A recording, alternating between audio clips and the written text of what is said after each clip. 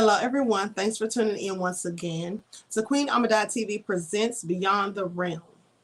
So as you're coming in, please feel free to go ahead and subscribe to the channel if you have not done so.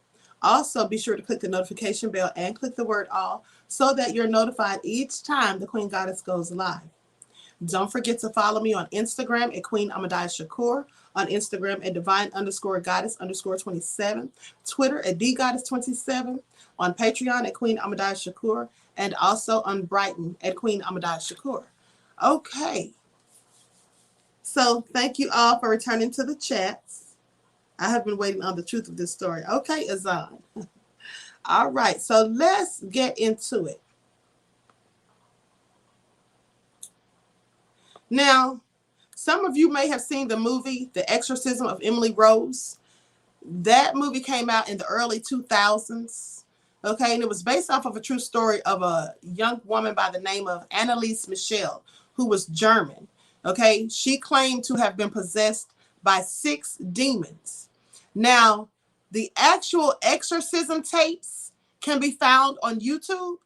I'm not going to play them because I don't want to entertain demons by inviting them in, by listening to their growls and voices and hearing them talk.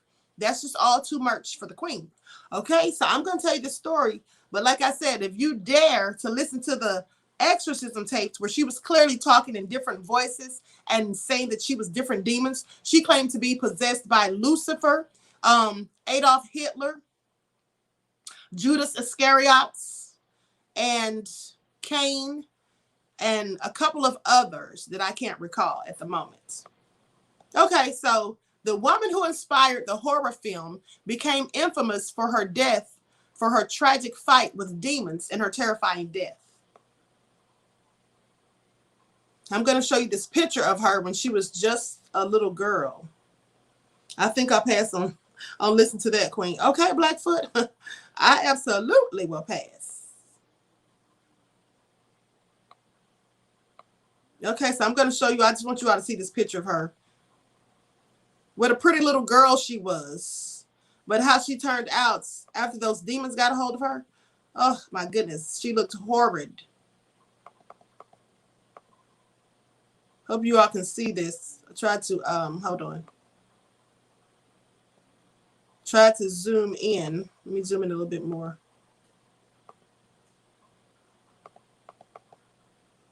So you can see she was quite the sweet little girl, looking sweet anyway. And her family were devout Catholics. Okay, they were heavily into Catholicism.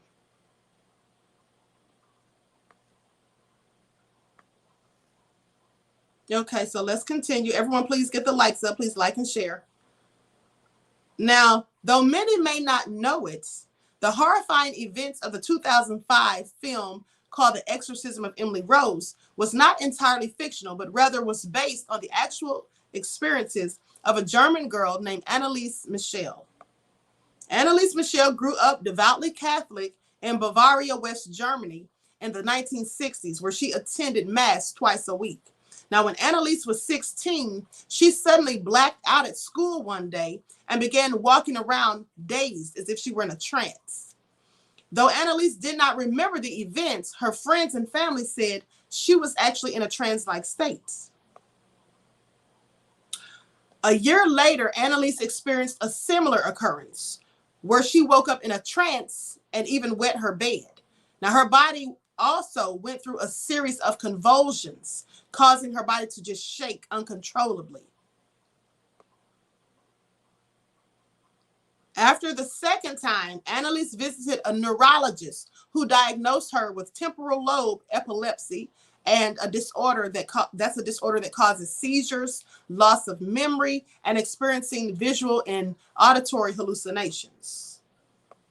Now, the temporal lobe epilepsy can also cause Geschwin syndrome, a disorder marked by hyperreligiosity.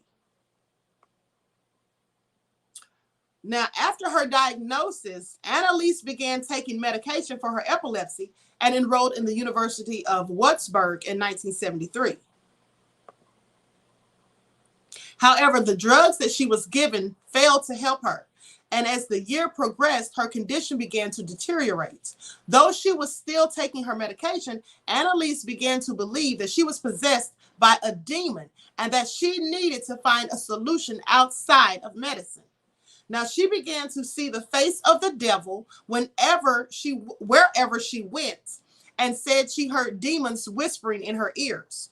When she heard demons telling her she was damned and that she would rot in hell while she was praying, she concluded that the devil must be possessing her. Let me tell you all something, people. Remember, I told you there are 3 stages of possession. That is oppression, infestation, and then final possession.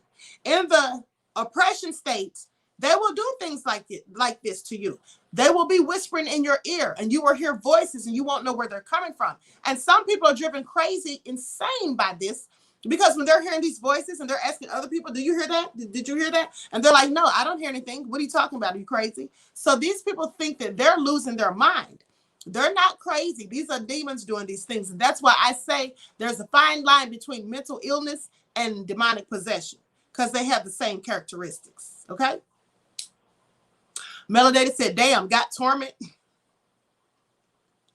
Melody Brown, please cut it out. She was more likely psychic. Carla, yes. That also was said by people who examined her. They said that she was likely a psychic person. And so these demonic entities were attracted to her. And also she was devoutly religious. Now I want you all to pay attention to something. Demons often attack people who are devoutly religious. Just like you hear the stories about the Catholic priests molesting children. Now, do you just say to yourself, do you think the Catholic priests say, oh, you know what? I'm just going to go molest children. Let me tell you something. Catholic priests have a vow of celibacy, as do nuns. And they are devoutly religious in the beginning, many of them. But these demonic beings, they want to mock God. And they want to make people do things that are so nefarious and things that are deemed as an abomination unto God. Okay, now we know pedophilia is one of those things.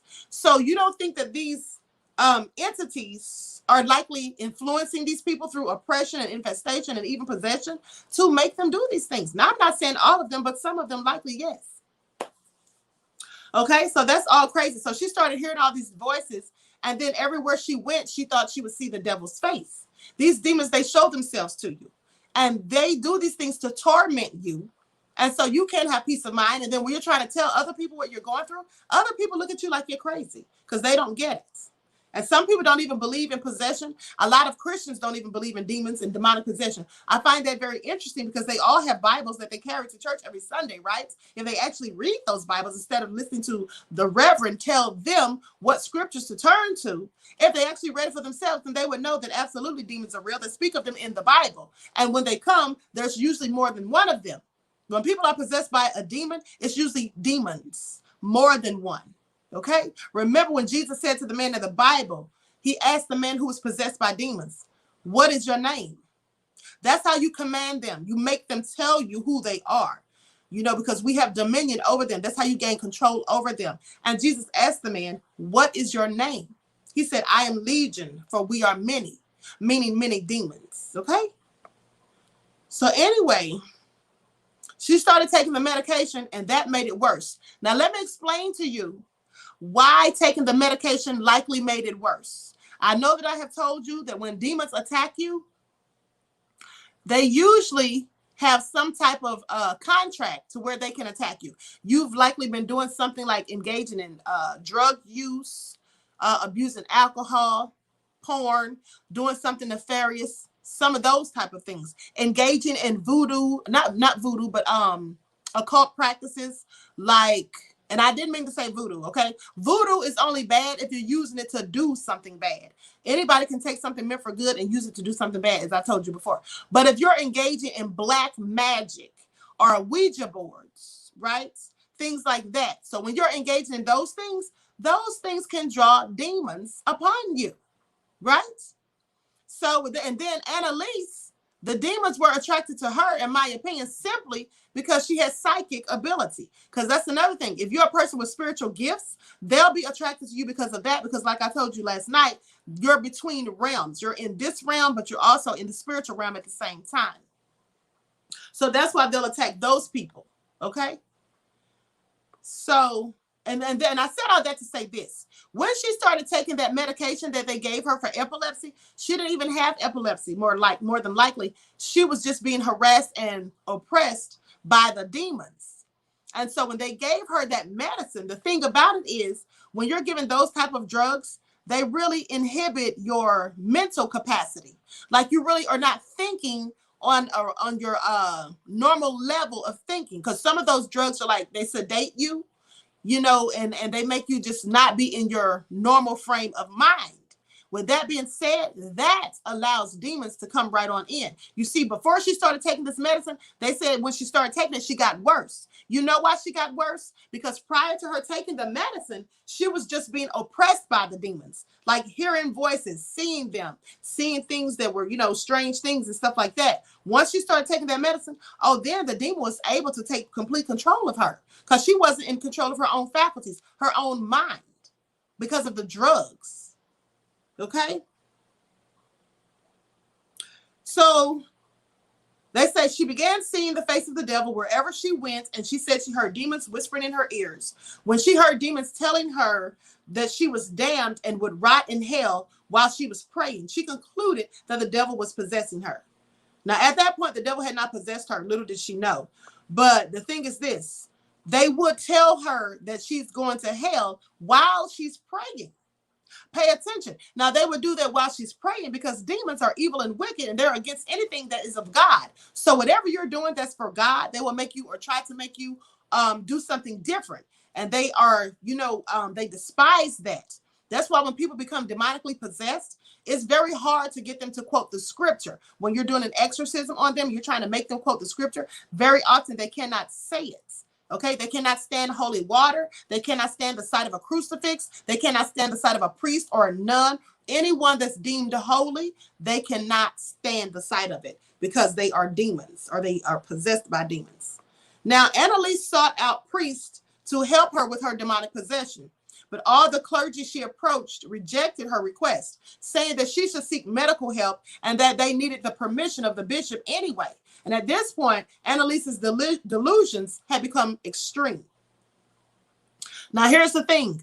When she started feeling like she was possessed by demons, you can't just go to the Catholic Church and ask them to do exorcism. Or you can ask them, but they're not just going to do it. They have to go through a series of things and steps before they can, and they have to get the permission, right, from the bishop. Like he said, they have to go and ask the rest of the church if in fact it's okay for them to do it. And a lot of times they won't do it because they may think that you're not even possessed, that you're just having some type of mental illnesses. That's why they always advise them, they'll usually advise them to go and get mental help first or some kind of help from the hospital or whatever, psychiatric help. Okay, so everyone, please get the likes up. Now, I'm going to show you these pictures. Oh, this is just so crazy. Hold on, people.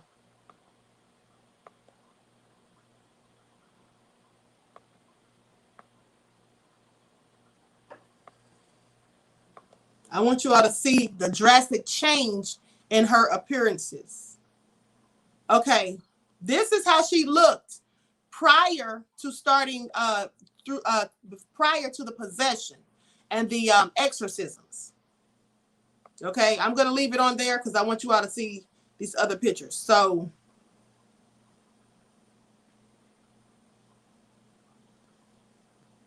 okay, now, believing she was possessed, she ripped the clothes off of her body, compulsively performed up to 400 squats a day. 400 squats a day, people. Crawled under a table and barked like a dog for 2 days. She also ate spiders and chewed coal, bit the head off of a dead bird, and licked her own urine from the floor. That says that makes sense, though. You should make sure that one isn't just experiencing a mental break or something before going to do an exorcism. Yes, absolutely. Absolutely. So Sally D said, oh, Jesus, break out the sage. Yeah, so did you all hear that? What they said she did? An actual living entity that places a seed inside the white woman's mouth. Okay, so They said that she ripped off her clothes, compulsively performed 400 squats a day, crawled under a table, and barked like a dog for 2 days. She also ate spiders and coal, bit the head off of a dead bird, and licked her own urine from the floor. Now, finally, she and her mother found a priest, Ernest Alt, who believed in her possession. He stated that she didn't look like an epileptic, later in court documents. Now, as you can see, she's taken a drastic turn for the worse. Look at her face right here. Now, she went from this to this. See the black eyes and how frail and thin she is? Because the demons were preventing her from eating. She couldn't even chew her food. She couldn't eat any of that. She was very malnutrition and started to lose weight. Anneliese wrote to Alt. She said, I am nothing. Everything about me is vanity. What should I do? I have to improve.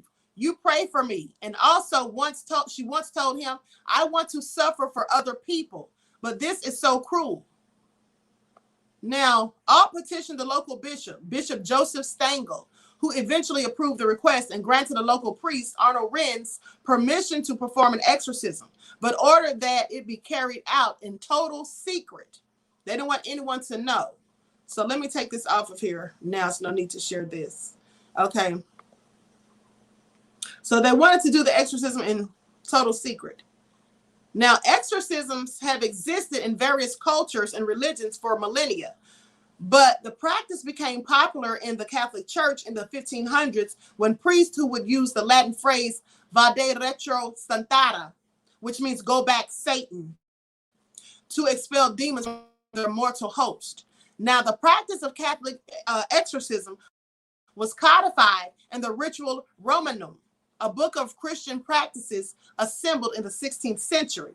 Now, in the 1960s, exorcisms were very rare among Catholics, but a rise in movies and books like The Exorcist in the early 70s caused a renewed interest in the practice. So over the next 10 months, following the bishop's approval of Anneliese's exorcism, Alt and Renz conducted 67 exorcisms, lasting up to 4 hours on the young woman. Now, through these sessions, Anneliese revealed that she believed she was possessed by 6 demons: Lucifer, Cain, Judas Iscariot, Adolf Hitler, Nero, and Fleischmann, who was Fleischmann was a disgraced priest from like the 15 or 1600s. Here's a picture of her during one of the exorcisms. It looks like her mother is trying to restrain her because she had the strength of at least 10 men.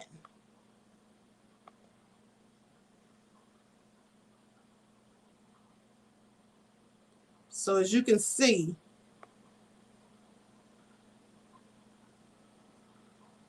so all the spirits would jostle for power of Anneliese's body and would communicate from her mouth with a low growl.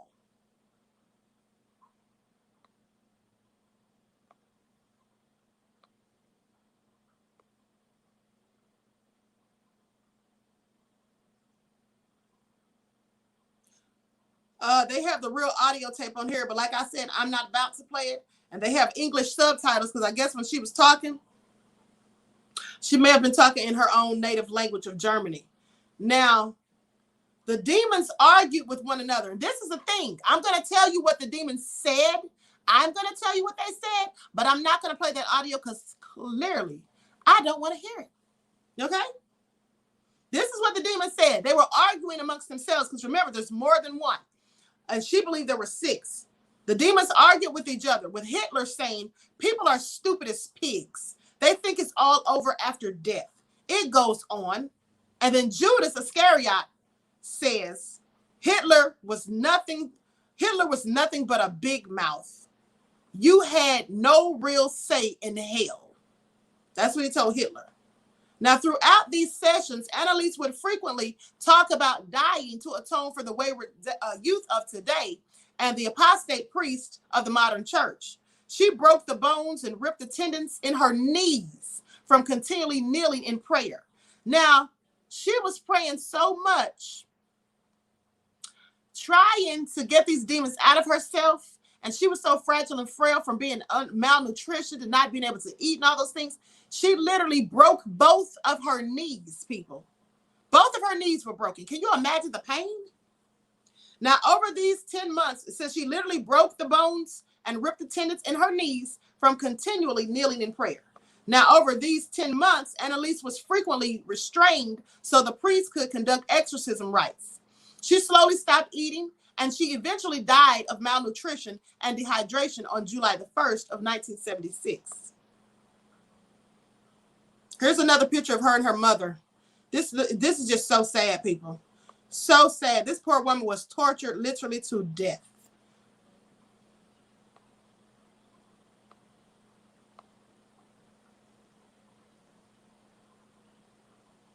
Let me zoom in.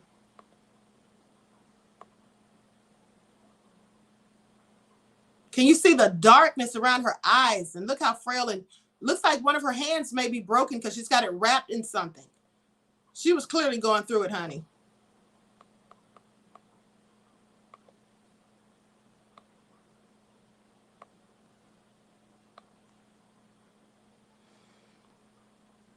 So she died July the 1st of 1976. She was only 23 years old.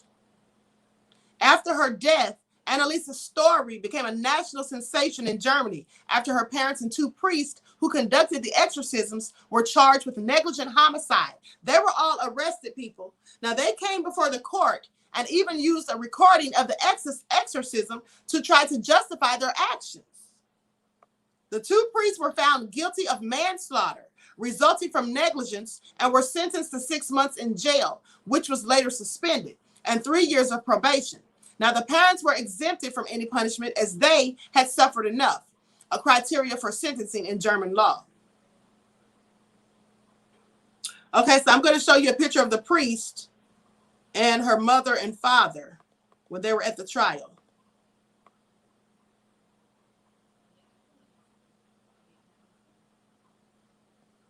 Let me share my screen. Everyone, please get the likes up. Please like and share the video so that we draw more people in for the viewing through the algorithm.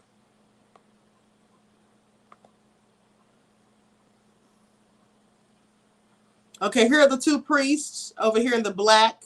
And there's Anneliese's mother and father during the trial. Now,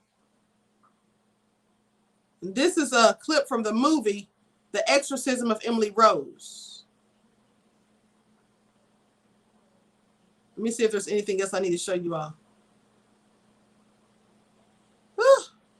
Anyway, honey, they have a clip from the movie, but I don't think I'm going to play that either, honey. Even though I saw the movie years ago when it first came out, 2005. But let me continue. Now, decades after the trial, hold on, let me make sure I didn't skip over anything. Okay.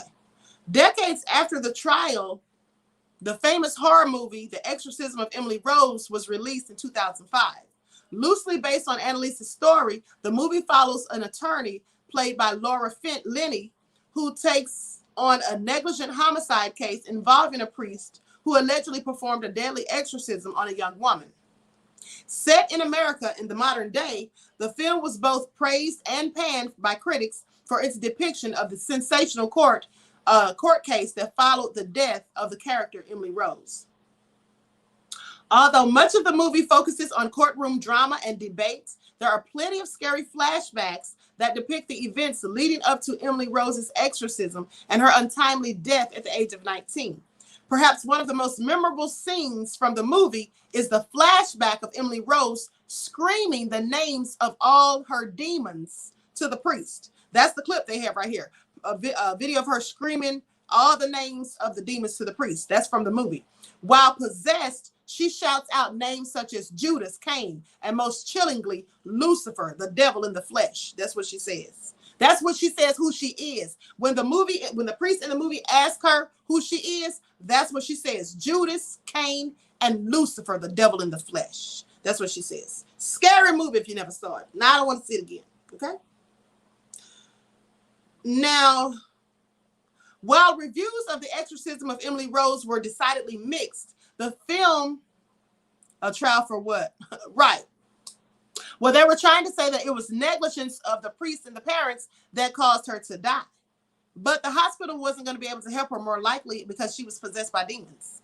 So while the reviews of The Exorcism of Emily Rose were decidedly mixed, the film did pick up a couple of awards, including an MTV Movie Award for Best Frightened Performance by Jennifer Carpenter, who played Emily Rose.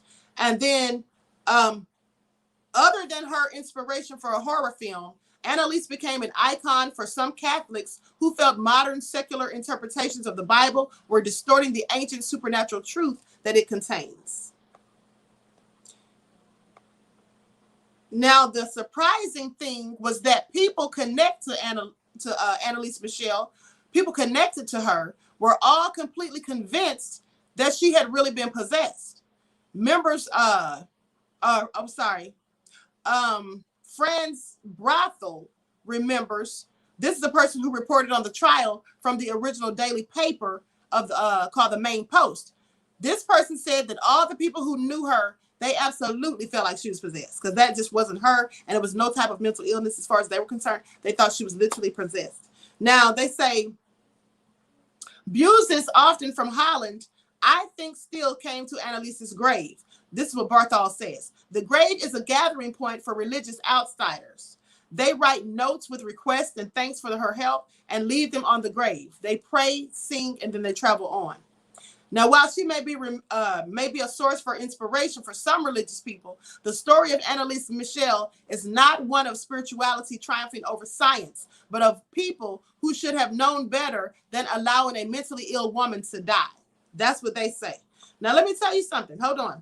It's the story of people projecting their own beliefs, hopes, and faith into a woman's delusions and the price that paid for those beliefs. So here's the thing, people. Whoever wrote this clearly doesn't believe that she was actually possessed. Now, do you all think that she was possessed, or do you think that maybe she was hallucinating and maybe she had epilepsy, like they said, of the frontal lobe? If you think that she was actually possessed, put a 1 in the chat, please.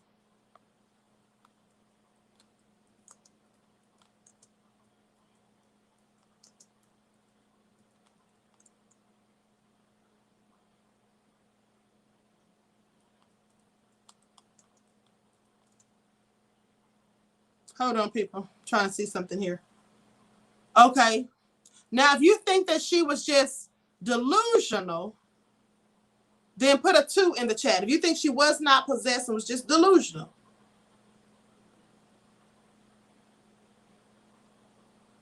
Now, I'm going to show you all something. I hope I can find the part.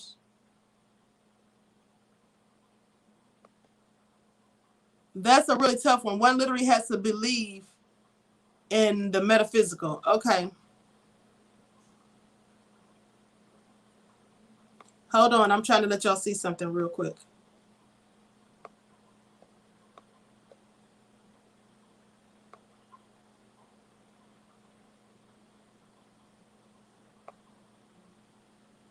Okay.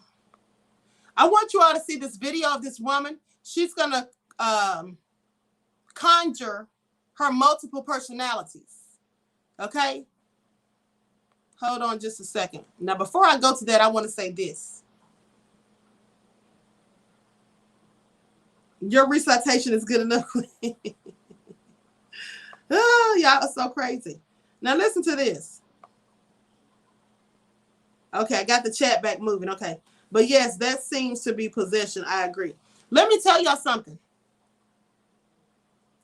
If she was just having delusions or hallucinations, you have to ask yourself, why was she so strong? She was able to pick her sister up. They didn't say all this in the article, but I studied the story extensively, like the true case. She was able to pick her sister up and throw her through the house like a rag doll. She had to be restrained because she had so much strength. The priest couldn't contain her. At one point, she stood in front of a crucifix or something that she was watching on the wall. It was either a crucifix or a picture of the Virgin Mary. Now, you know, Catholics, they worship and praise Virgin Mary. So she was watching this holy symbol and her eyes turned as black as coals. This is what witnesses said. Now, not just the irises and pupils, her entire eyes, like the whites of her eyes, entire eyes turned black as coal. When she spoke in a different language that she never spoke or studied before. They called it speaking in tongues. She also spoke in a man's voice, not a female's voice. Clearly demons, people. Clearly demons. Superhuman strength demons, absolutely. Jesus said it's from those 400 squats a day. She had several demons in her. Yes, Millie. She said that there were 6. But yes, there's always more than one. There's always more than one. Yeah, that's definitely possession. Absolutely, Dan. Okay? I bet the priest couldn't contain her with her having the strength of 10 men. No, they couldn't. That's why they had to have help. No, they could not restrain her. Okay? They absolutely could not. Now, I want y'all to see this video. And like I said, this woman supposedly in this video she's been interviewed and she has multiple personalities and she's going to conjure the personalities. So let's just see how she behaves. Now, I have not watched this video. I just went and found it because I remember seeing something years ago when I was in college. We were talking about the differences between multiple personality disorder and demonic possession and how they are very similar. And the only way you can really tell the difference to me, in my opinion, is the person who has demons. They will be so upset and angry if you show them anything related to religion, like a Bible, a crucifix, a picture of Jesus, a picture of Mary, something like. If you show them any holy water, they will get so angry and violent. Whereas a person who just has some type of mental illness, that won't bother them. But I have literally seen a video of a woman who was supposed to have multiple personalities, and one of the personalities was allergic to strawberries. So when the psychiatrist gave her a strawberry and she bit into it, she immediately got the hives. And then when she turned back into her other personality, she bit the strawberry, nothing happened. And then she was sitting there and she had blue eyes. All of a sudden, her eyes turned brown when she went into the other personality. Now, that's not mental illness. That's demonic possession. I don't care what kind of mental illness you have. You're not going to be changing your eye color. You're not going to be changing your voice. You're not going to be able to speak a language that you never even heard before in your life. Okay? And you're also not going to be getting hives from something 1 minute and then able to eat the same thing the next minute and nothing happens. Demons. Another thing that demons do is they make people contort themselves and they make you have convulsions. Also, in my opinion, when people have something called Tourette's syndrome, that's always demons to me as well. Because if people have Tourette's and they have to blurt out random things, why do they always have to say things that are profane and vulgar? I'm just saying, I think that's demons. Demons do things and make people do things for shock value. Okay, this is what they do. So let me share my screen. Everyone, please get the likes up. Please like and share the video.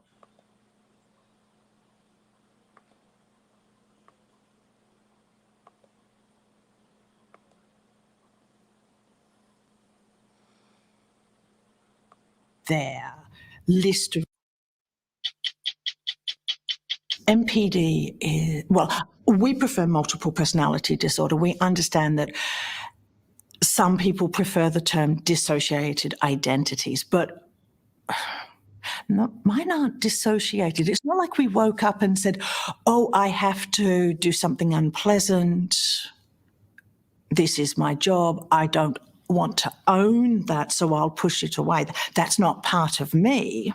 That's not how we worked. I was born and then I was removed by Symphony. And after that, and I shall ask her to come out and tell you this, because after this, it all gets a bit blurry for me. Sure.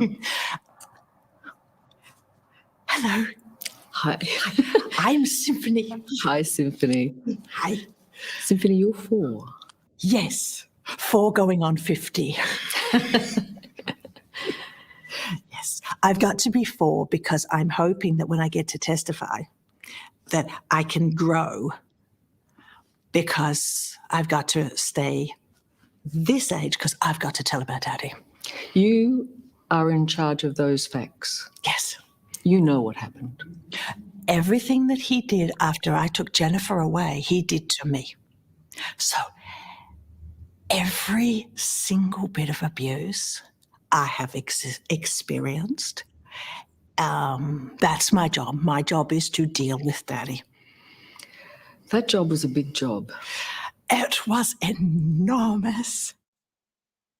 The first person I created after me was a man called Eric, and Eric is our organizer.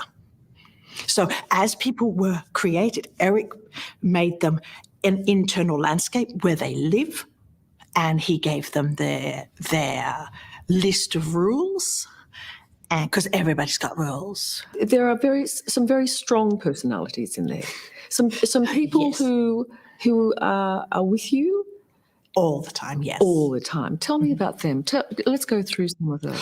Okay, let's start with Muscles. Let's. I love Muscles. Actually, I will ask him to come and talk to you, if that's okay. Yes, of Yeah. course. Oh, okay.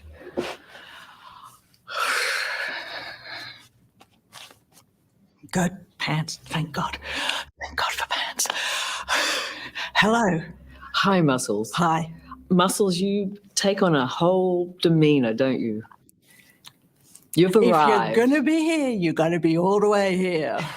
There's no point being a half-ass. Just be here. Yeah. Your role is protection. Yeah, my role is complete protection. I'm not the kind that sits back and goes, oh, you know, all will be fine.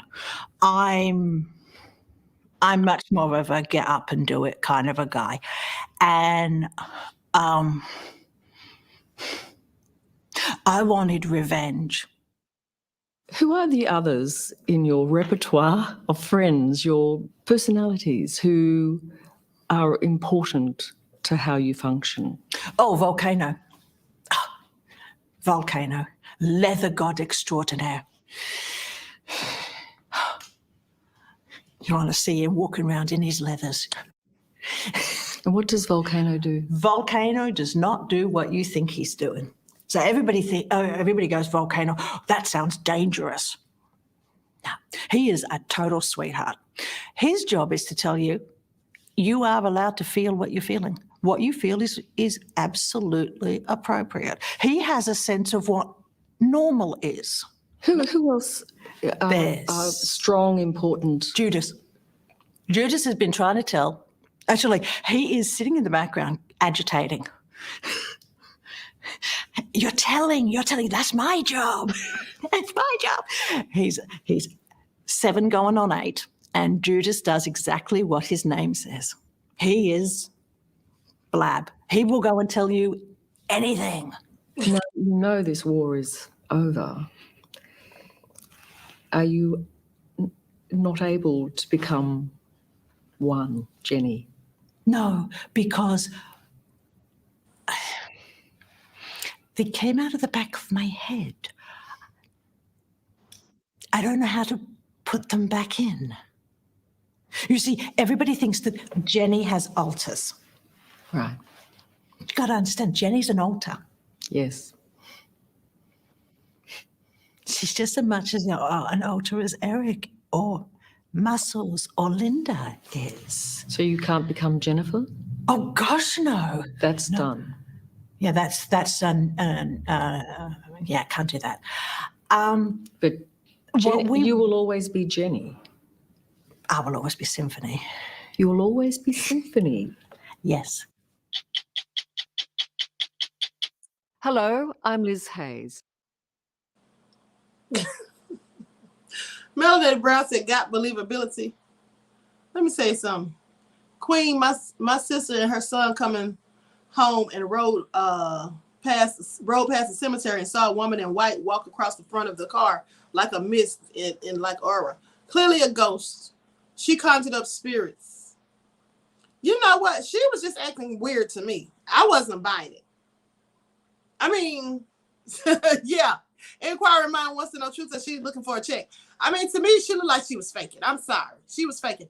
Even if she really is having multiple personalities, which she could have, Some people invent these different personalities when they're children in order to cope with traumatic things and experiences such as molestation or abuse, neglect, and things like that, right? So maybe she had something, but I wasn't buying it. She just seemed like she was acting silly as far as I was concerned. I was trying not to laugh. And also, me either. She seemed like she was acting, yes, okay? Please, okay? So, anyway, I just wasn't buying that. Now, with that all being said, she definitely wasn't, she was having too much fun. Damn, Tisa, she was having too much fun. Okay, yes, she was. Hold on, people. Let me see. Let me see if I can find somebody else. Hold on. Oh, my goodness. Now, that was hilarious. That comment was hilarious.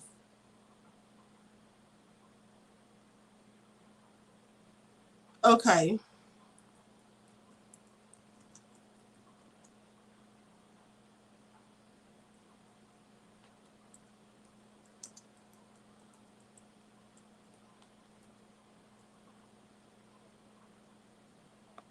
Okay, here we go. Let's see here.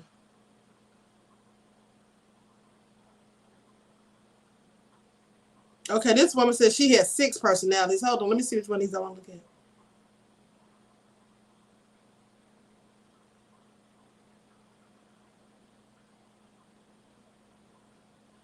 at. Okay, here we go.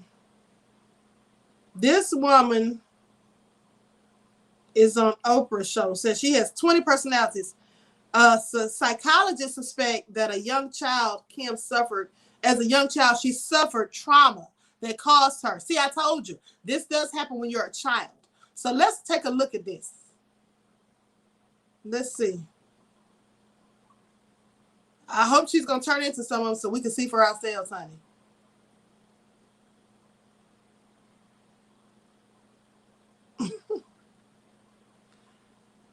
Flower on your neck, SpongeBob looking ice. Okay.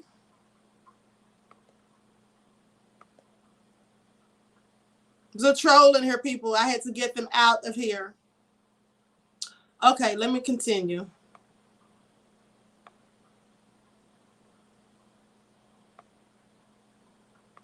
Okay, here we go.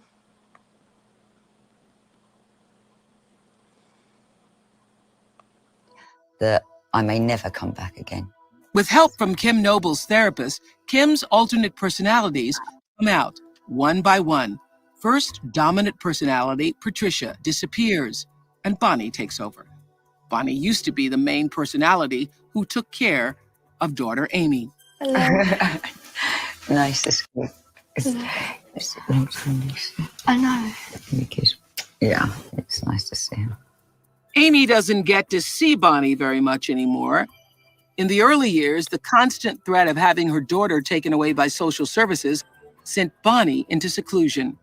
When Bonnie disappeared, I think I was about 7 or 8. It got very stressful with social services were putting a lot of pressure on us. So I just couldn't take any more. And I just cracked up over it all, and that was it. I want her to just be happy and have a good life.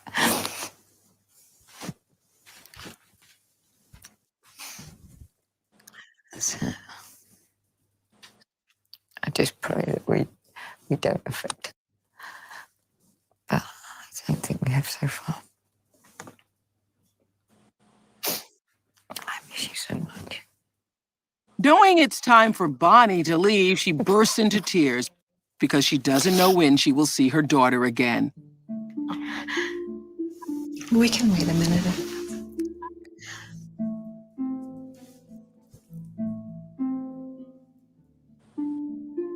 A little while later, Ken emerges.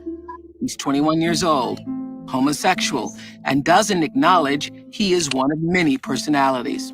Hi, Ken. I'm Kirsten. Ken thinks I'm one of his friend's daughters. And why do you see a therapist? People got problems with me being gay. So I see a therapist, Who has a problem with that? the outside world. Do you date? I haven't for a long time, but yeah,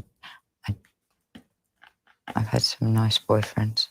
When you look in the mirror, who do you see? Me? But Who do you you're a see? man. When I look at you, I see a woman. I'm not transvestite.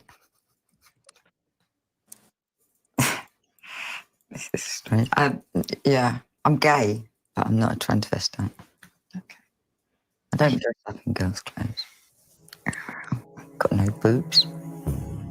One of Kim's more tortured personalities is agitated when she comes out. Evil. Evil. Her name is Salome. Hi, Salome. I'm Kirsten. She's really evil. Salome is a personality who rants and raves. She doesn't sit down. She's always walking around the room and not settled. Salome is deeply religious and seems quite angry. She was a good Catholic woman. Evil daughter. What happened, Salome, to the good Catholic woman? She died. She got killed. She died. That's it. And I've got to go now. Bye. After Salome leaves, things get much calmer when the personality Dawn arrives. She's literally frozen in time and believes it's 1997, the year Amy was born. Hi, Dawn. Nice to meet you. Dawn doesn't realize Amy is her daughter.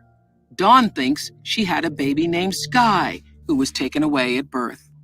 Can you tell me about Sky? Sky's my baby. And social services just took her away and put her up for adoption. And I can't have her back. And so who? It was when she walked out the door from me.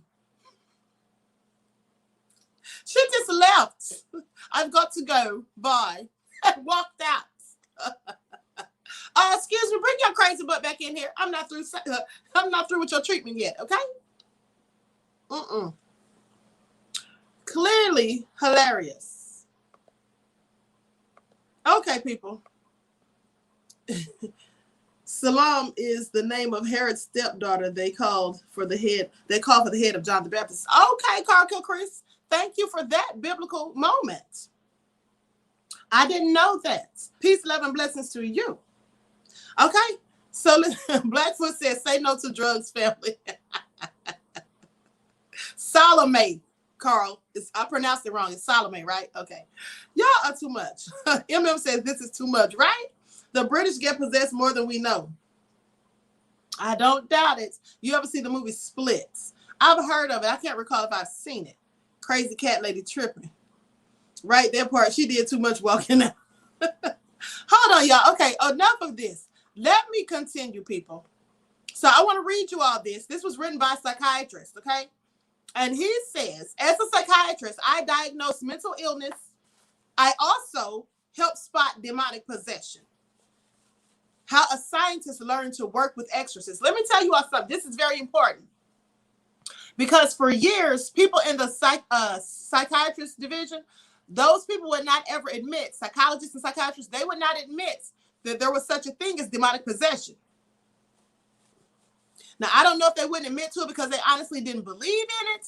And they thought that everything, was based off of science. There had to be some logical explanation. But this psychiatrist actually believes in it, okay? So we're going to talk about this.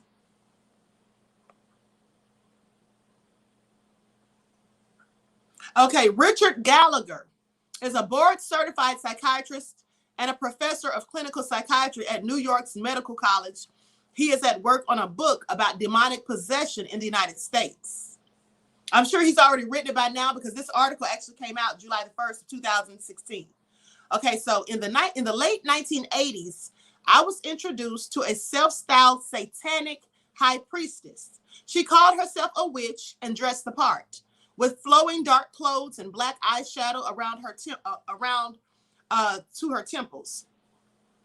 In our many discussions, she acknowledged worshiping Satan as his queen. Now, I'm a man of science and a lover of history. And after studying the classics in Princeton, I trained in psychiatry at Yale and in psychoanalysis at Columbia. Now, the background is why a Catholic priest had asked me, that background is why a Catholic priest had asked my professional opinion when I offered, which I offered pro bono, about whether this woman was suffering from a mental disorder. Now, this was at the height of the national panic about Satanism. In a case that helped induce the hysteria, Virginia McMartin and others had recently been charged with alleged satanic ritual abuse at a Los Angeles preschool. The charges were later dropped. Now, I did a true crime story on that as well on my other channel. They got terminated. I did a story about the McMartin preschool and how parents were saying their children had been molested and had satanic rituals performed. The charges were dropped, but I believe those people did everything they were accused of. It's my opinion. The evidence showed as far as I was concerned. Now, so I was inclined to skepticism, but my subject's behavior exceeded what I could explain with my training. She could tell some people their secret weaknesses, such as an undue pride. She knew how individuals she'd never known had died, including my mother and her fatal cause of ovarian cancer. 6 people later vouched to me that during her exorcisms, they heard her speaking multiple languages, including Latin, completely unfamiliar to her outside of her trances. Now, this was not psychosis. It was what I can only describe as paranormal ability. I concluded that she was in fact possessed. Much later, she permitted me to tell her story. Now, the priest who had asked me for my opinion of this bizarre case was the most experienced exorcist in the country at the time. And a rooted, sensible man, I had told him that even as a practicing Catholic, I wasn't likely to go in for a lot of hocus pocus. Well, he replied, unless we thought you were not easily fooled, we would hardly have wanted you to assist us. So began an unlikely partnership. For the past 2.5 decades and over several hundred consultations, I have helped the clergy from multiple denominations and faiths to filter episodes of mental illness, which represent the overwhelming majority of cases, from literally the devil's work, i.e. possession. Okay, it's an unlikely role for an academic physician, but I don't see these two aspects of my career in conflict. The same habits that shape what I do as a professor and psychiatrist, open-mindedness, respect for evidence, and compassion for suffering people, this led me to aid in the work of discerning attacks by what I believe are evil spirits, and just as critically differentiating these extremely rare events from medical conditions. Now, it is possible to be a sophisticated psychiatrist and believe that the evil spirits are here, however seldom assailing humans. Most of my scientific colleagues and friends say no, because of their frequent contact with patients who are deluded about demons, their general skepticism of the supernatural, and their commitment to employ other standard peer-reviewed treatments that do not potentially mislead a definite risk or harm vulnerable patients. This is what they prefer to do. But careful observation of the evidence presented to me in my career has led me to believe that certainly extremely uncommon cases can be explained no other way. Now, the Vatican does not track global or countrywide exorcisms, but in my experience, and according to the priest I met, the demand is rising. The United States is home to about 50 stable exorcists, those who can be designated by bishops to combat demonic activity on a semi-regular basis, up from just 12 a decade ago, according to the Reverend Vincent Lampert, an Indianapolis-based priest exorcist who is active in the International Association of Exorcists. He receives about 20 inquiries per week, double the number from when he was a bishop appointed in 2005. Now, the Catholic Church has responded by offering greater resources for clergy members who wish to address the problem. In 2010, for instance, the U.S. Conference of Catholic Bishops organized a meeting in Baltimore for interested clergy. Now, in 2014, Pope Francis formally recognized IAE 400 members of which are to convene in Rome this October. Members believe in such strange cases because they are constantly called upon to help. I served for a time as a scientific advisor on the group's governing board. Okay, I'm not going to read all this because clearly it's a lot. But he goes on to say that ignorance and superstition have often surrounded stories of demonic possession in various cultures. And surely many alleged episodes can be explained by fraud, chicanery, or mental pathology. But anthropologists agree that nearly all cultures have believed in spirits, and the vast majority of societies, including our own, have recorded dramatic stories of spirit possession. Despite varying interpretations, multiple depictions of the same phenomena in astonishingly consistent ways offer cumulative evidence of their credibility. And as a psychoanalyst, a blanket rejection of the possibility of demons, of demonic attacks, less logical and often wishful in nature than a careful appraisal of the facts. And as I see it, the evidence for possession is like the evidence for George Washington's crossing of the Delaware. In both cases, written historical accounts with numerous sound witnesses testify to their accuracy. In the end, however, it is not an academic or dogmatic view that propelled me into this line of work. I was asked to consult about people in pain. I have always thought that if requested to help any tortured person, a physician should not arbitrarily refuse to get involved. Those who dismiss these cases unwittingly prevent patients from receiving the help they truly and desperately require, either by failing to recommend them for psychiatric treatment, which most clearly need, or by not informing their spiritual ministers that something beyond a mental or other illness seems to be the issue. For any person of science or faith, it should be impossible to turn one's back on a tormented and tortured soul. Okay, so there you have it. This psychiatrist absolutely believes in demonic possession and says that he has worked in cases where there may have been mental illness, and then cases where there's been absolutely demonic possession, and he knows the difference. Okay? They should seek legal help ASAP. King father passed away. His mother and siblings is all he has. Please help if you can. Okay, this is serious. Y'all may start a movement and have her son at the forefront. We don't know if he's being abused by those women or family. If you care, her Instagram. What are you all talking about?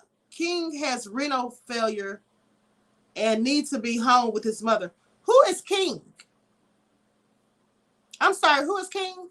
Thank you, Original Man 718. Thank you. That's because all the nefarious things that they do is haunting them. Absolutely.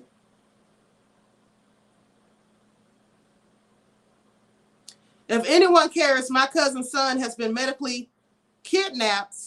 They have just posted an article with his head turned. I'm sorry, Queen Mtera. What are we supposed to do about that, beloved? You should be getting an attorney. If your cousin's son has been medically kidnapped, how are we supposed to do anything about that? I'm just curious. I mean, that's terrible news to hear, and I feel sorry for you and for him. But I'm just saying, what are we supposed to do about that? That sounds like something you need to be getting an attorney for. If someone's medically kidnapped, medical kidnapping is defined as the state taking away a child from their parents. Yes, I know exactly what it is. And state custody and foster care, yes. But what are we supposed to do about it? I mean, we can't do anything about that. That's why I say you need to get an attorney. That's who deals with those type of issues. There's nothing we can do. And if you need money or funding for that, I suggest you start up a GoFundMe page for your cousin and her son. Okay? That's what you should do. My old church casts out demons out of people all the time. The Apostolic Church. Ooh, honey, I wouldn't want to be there. But I tell you what, one of my friends told me that she was in church one Sunday, and the preacher got up there and said that he was about to exorcise a demon from somebody because a family brought down their son and said that he was possessed. And he was a grown man. They said that they believed he was possessed by demons. So They said that the preacher told everybody, if you're not right with God, and if you're not, you know, in a good spirit, and if you don't walk by faith and not by sight, and if you've been out here doing nefarious things or whatever, pretty much if you're a person who does dirt and not a holy person, not a righteous person, he said you need to get up out of here quick. He said you need to get up out of here quick, because at the end of the day, he said when the demon is cast out of this person, it's going to look for the nearest person to go to. So if you're not holy, like you sitting up in here acting, then you need to get up out of here. And guess what? My friend said so many people got up out there real quick. See, that's how you can tell who's doing what, right? That's how you can tell. I'm so sorry. I'm trying to get the word out about what's going on with my cousin's son. No one will pick up the case. I've seen where people have went viral when speaking about it. Yes, beloved, we can speak about it. But I'm saying when you're saying that they have, I'm just telling you what you need to do. You said no one will pick up the case. Now, why would no one pick up the case? People help people all the time. Attorneys help all the time when people's children are taken away from them and taken out of their custody into CPS, Child Protective Services. This happens all the time. So when the children are taken for unfounded reasons, there's always an attorney. They have family attorneys that have to work on these cases. They have family attorneys. They have to take these cases. So you need to be trying to get a family attorney, because the longer the child stays in CPS, the worse it's going to be and the harder it's going to be to get him back. That's the whole point. First thing you should be doing is getting paperwork to prove that your cousin has not been negligent, has not abused the child, any of those things, doesn't have any type of mental health issues or whatever that would prohibit her from taking care of the child. And you need to be trying to get a family attorney if you can't find a regular attorney. Like, I don't know why attorneys wouldn't take this case. That's crazy. Queen can't pick up the case. No, I absolutely can't. First of all, I don't even know where they live. And second of all, I'm not a family court attorney. I'm not an attorney at all, okay? I'm a professor. Now, I went to school for law, but I am by no means in stretch an attorney, okay? I have a PhD in public administration. You never know who is in the room. Is this in Florida? I don't know, honey. At the end of the day, LOL, that church had me scared many of the night, but demons are real. Yes, absolutely, okay? Absolutely. But you know what I bet was so funny? Seeing all those people who sit up in church and act like they're so holier than thou, and see them getting their hands up out of those pews and heading for the door, okay? Lest they get that demon sent to them. I bet that was hilarious. All right? Dan Rook says, Queen M. Terra, I agree with the Queen. Don't delay on seeking legal help. Absolutely. I mean, how many attorneys have you all contacted? When you say no one will take the case, how many people have you spoken to? Because someone will take the case. Trust me. I mean, this happens all the time, especially to Black people, because they love to snatch Black people's kids up out of their house. That's what they do. Millie said, yes, seek legal help. Absolutely. That's what you need to do. Forget going viral. You can go viral, but what's that going to do? You need to be trying to get an attorney first. I mean, if the story goes viral and you still don't have an attorney, that's not going to help the situation. It'll just be a story that we all talking about. Us talking about it is not going to get your cousin's son out of the situation. You need to be trying to move post haste to get someone to go in there in the court and speak on his behalf and represent the parents and say why he doesn't need to be in CPS. Go viral after you get a lawyer. Absolutely. The first thing you need to do, honey, if that was my child, I wouldn't be thinking about going viral, honey. I'd be thinking about getting me an attorney to get my child up out of that situation. Then maybe go viral to put the word out on how CPS takes people's and snatches people's children up and how I got mine back. That would have been hella funny to see the holier than thou folks walk out. Oh, honey, they didn't walk, they ran. According to my friend, they ran, honey. If that church was in Harlem, everybody would have been running. Okay, I know that's the truth. So anyway, Queen Terra, what state do you live in? Because send me an email. I bet you I can find an attorney that'll take that case, honey, because somebody will take it. Like I said, they have attorneys for family court, okay? That's what they do. Because otherwise, people's children will get snatched, and if the people can't afford an attorney, then what are they supposed to do? You can always get somebody to defend those cases. Send me an email, and wherever in the state that you live in, And then I will call Monday, and I guarantee you, I can find someone to take their case. There's no such thing as nobody won't take it, honey. Why would they not take it? What do they have to lose? Especially a family attorney. That's what they do. Family attorneys work on these kind of cases. You don't even have to be pro bono, because at the end of the day, you can get a family attorney. You should be able to get that through the courts. Satan got the fire up after them parishioners, okay? Queen, yes, preacher told truth. If church attend and live in double life, leave congregation ASAP. Man ran like they had gasoline panty droppers. Okay, please.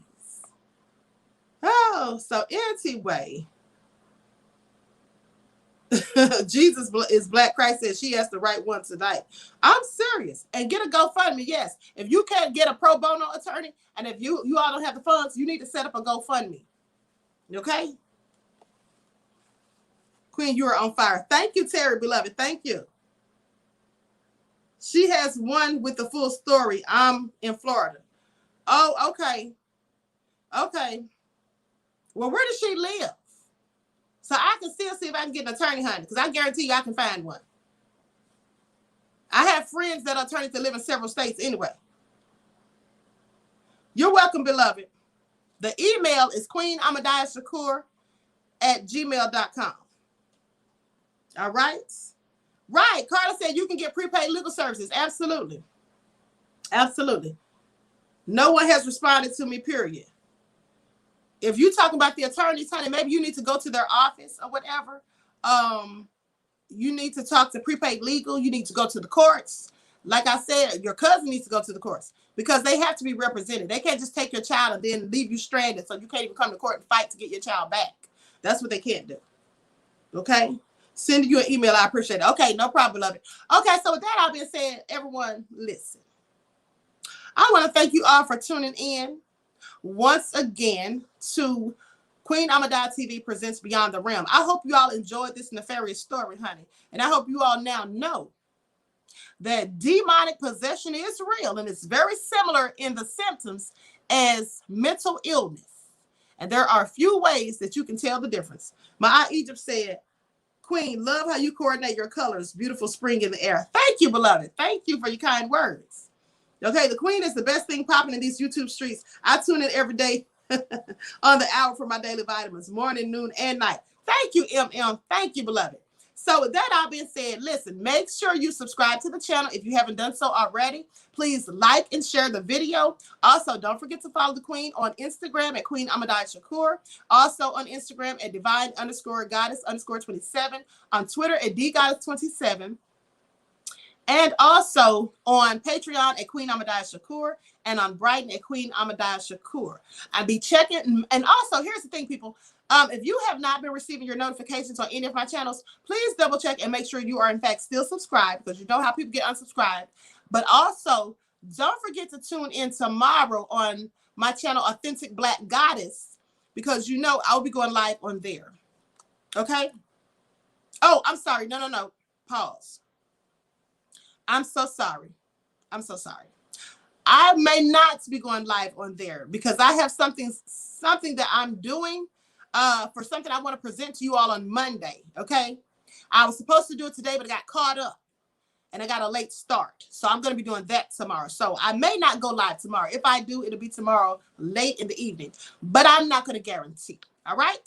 So with that all being said, thank you all for tuning in. I hope you all enjoy the rest of the night. Queen Anneliese says, Queen Ahmadiyyah is always on fire. Thank you, beloved. So you all enjoy the rest of this night. Stay blessed, positive, and always remember to keep the Most High first in your life. And until next time, Royals, I will talk to you all again soon. Peace.